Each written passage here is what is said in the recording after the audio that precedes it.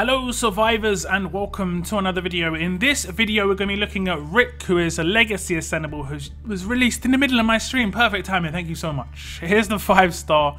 We all know what he looks like. He's got that claw as an arm basically. That's pretty amazing weapon. The Rick Surprising Blade Hand. And as a 5-star this is what he looks like in terms of his look. And as a 6-star he gets buffed up. He gets a hat and a coat. I'm not joking guys, we've got to find these hats and coats. Every single 6-star has a hat on a coat. Just got to find the hats and coats. To find that supply, we can make all the 5 stars become 6 stars that we want, I swear. Looking at his stats, he has 1,505 attack, 1,720 defense, and 2,150 HP. He is a Generation 2 6-star. Fast trait, of course. Role is still classified as a tank. Now, his Adrenaline Rush is deal 250% damage to one enemy and all enemies adjacent to it, so it's a full AoE attack. Taunt up to 2 enemies for 2 turns. Now, who knows what enemies those will be? It probably will be the one enemy you select plus one other, but it could just be 2 random enemies. It doesn't say that enemy and another enemy, so the wording is a bit off there.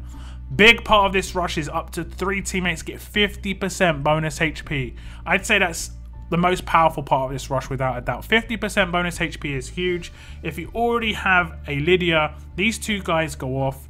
Obviously 3 people are going to have 100% bonus HP. It's going to be insane. It's only 76 AP cost as well, so it's pretty nice, and it's called Swift Slices.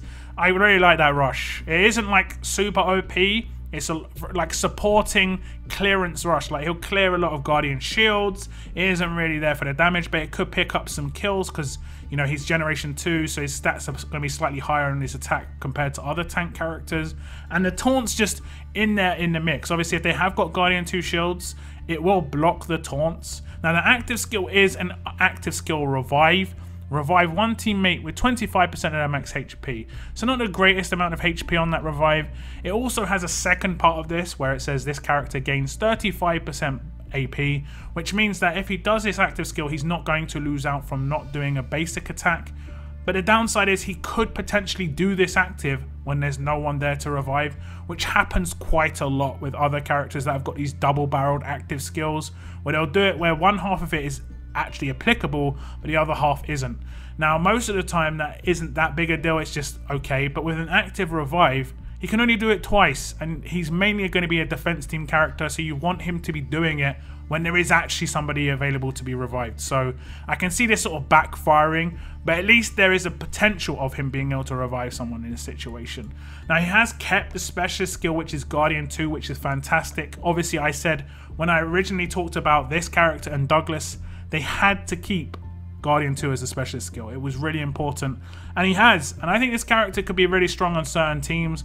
I did go over a potential team on my my stream in terms of being like a Donnie defense team, where it's Donnie defense lead, and then you could have like Jesus Shield, this guy, and Lydia plus someone else. Basically, you could have Tyrese in there as another revive, and he also does damage. You could have someone who's red in there, an active revive, for instance, League Store, Sandy. You could have a bunch of different characters that could go there. So I think he's a really good character, and he kind of finishes a couple of these defense team builds with the Lydias and the Tyreses, which makes him really nice. His weapon is already great as a start. I did work out that his weapon, you don't need to get a very large bonus to AP when attacking or a huge bonus. A large bonus should be enough for him to get a turn 3 rush on a defense team. So all you have to do is get him at absolute defense. I'd say you still want to go for absolute defense and upgrade that 30 crit to 40 crit. And that's going to be a good baseline on his crit. With his mods, you just get crit, make him quite defensive, or you could go the other way and make him quite offensive. Now, the only downside, of course, is his rush isn't that high percentage damage, so the damage output is not going to be huge. But I think he's a really solid character. Obviously, he's being Generation 2, boosted stats. If you have him already, I'd say it's definitely worth an ascend. And I sort of predicted with these characters, when they're kind of rarer characters and they become ascendable, they're generally going to be better. I do not see Douglas being as good as this guy. But if you have got Rick, congratulations, you've lucked out, because he is really good. If you manage to pull him in the Heartbreak tokens, again, double luck, because he's going to become harder to get in the future, because obviously he's now Ascendable. He's going to go into those 2% rather than being in that like 10 to 15 to 20% sort of bracket.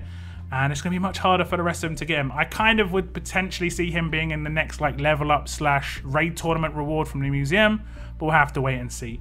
But that's the end of my video, guys. Do tell me what you think about Rick. Have you got him? Are you going to ascend him? What sort of teams can you see him being fitted into? Do give me the info. I do like to see your sort of ideas. But that's the end of my video. Thank you very much for tuning in, guys. And as always, keep on surviving, guys. Keep on surviving.